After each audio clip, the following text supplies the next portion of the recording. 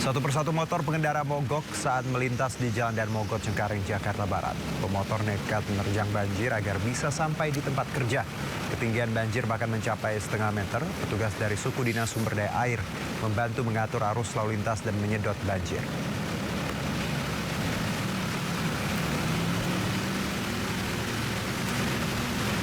Ya, dan untuk mengetahui situasi terkini di kawasan Dan Mogot, Jakarta, kita bergabung dengan rekan Jessica Winoto langsung dari lokasi.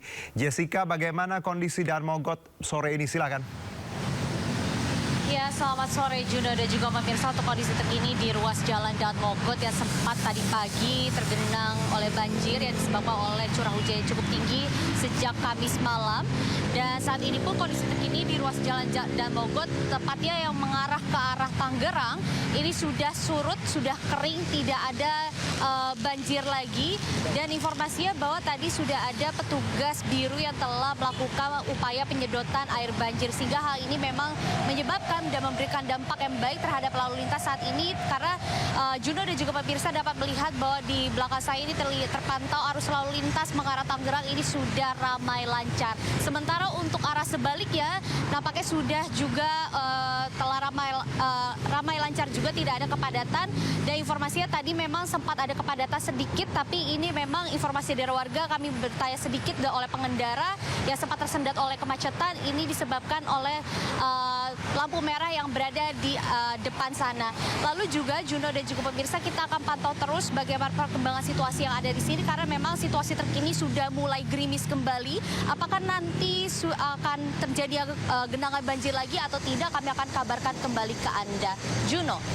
Baik, Jessica, karena memang Jakarta dan sekitarnya ini memang masih sangat dinamis, sering sekali hujan baik itu pagi, sore maupun malam. Terima kasih Jessica atas laporan Anda, selamat bertugas kembali. Kita ke informasi berikutnya, pemirsa. Ini derasnya aliran anak kali Pesanggerahan membuat tembok pembatas saluran air di Jalan Swadarma Raya Pesanggerahan, Jakarta Selatan jebol hingga membanjiri akses jalan. Beginilah kondisi Jalan Swadarma Raya Pesanggerahan, Jakarta Selatan Jumat pagi. Ruas jalan penghubung Kecamatan Kembangan dan Pesanggerahan ini tak bisa dilalui kendaraan roda 2 dan 4 akibat tergenang banjir setinggi 80 cm.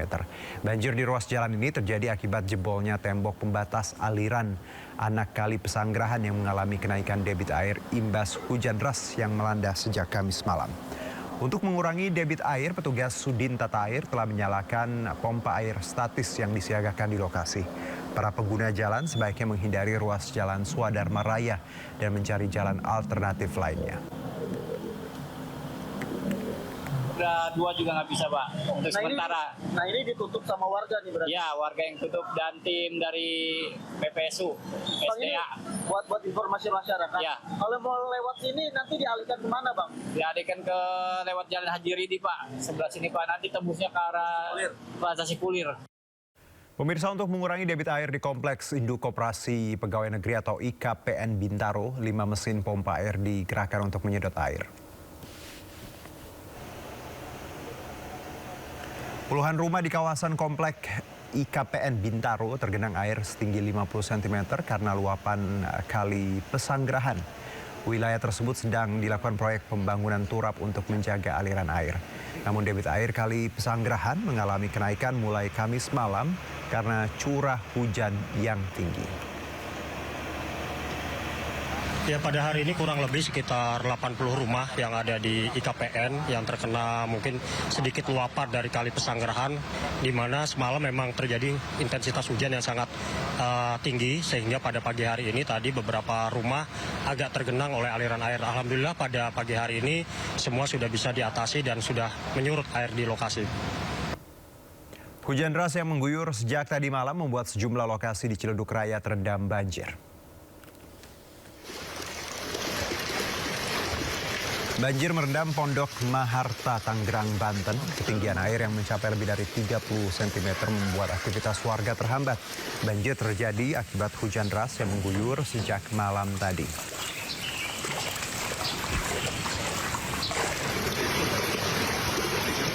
Ya, banjir juga merendam rumah warga di Komplek Patal, Ciledug. Hujan deras yang mengguyur sejak tadi malam membuat ketinggian air terus bertambah. Warga pun tak bisa beraktivitas seperti biasa.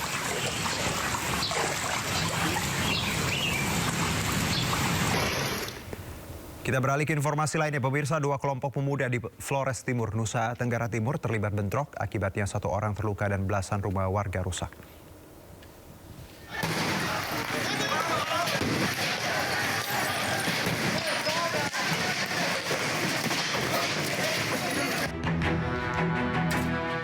Bentrokan antar pemuda terjadi di Kelurahan Amagara Pati, Flores Timur, Nusa Tenggara Timur.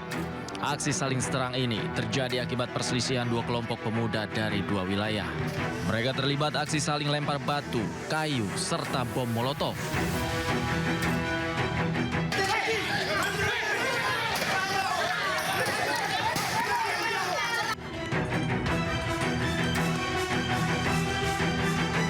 Akibatnya belasan rumah warga dan ruas jalan utama tak bisa dilalui oleh kendaraan. Tak hanya menimbulkan kerugian material, peristiwa ini juga memicu trauma warga sekitar karena bentrokan sering terjadi di wilayah ini.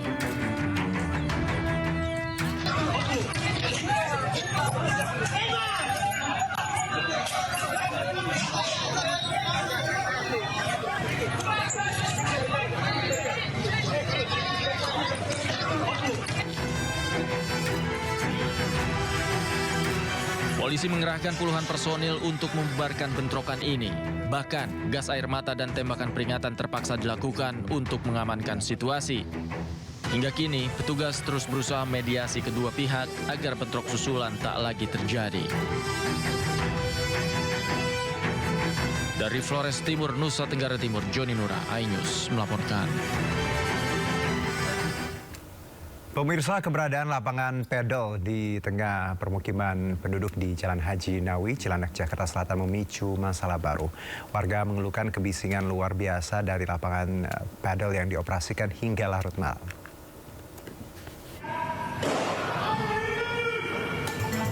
Suara tepak-tepak raket dan bola padel serta teriakan pemain terdengar jelas dari permukiman warga di Jalan Haji Nawi, Kelurahan Gandaria Selatan, Cilandak, Jakarta Selatan.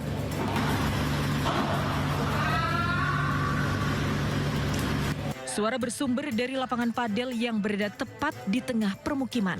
Warga mengaku terganggu lantaran suara berisik dari lapangan padel terjadi sepanjang hari, sejak pagi hingga larut malam, membuat anak-anak dan balita sulit tertidur.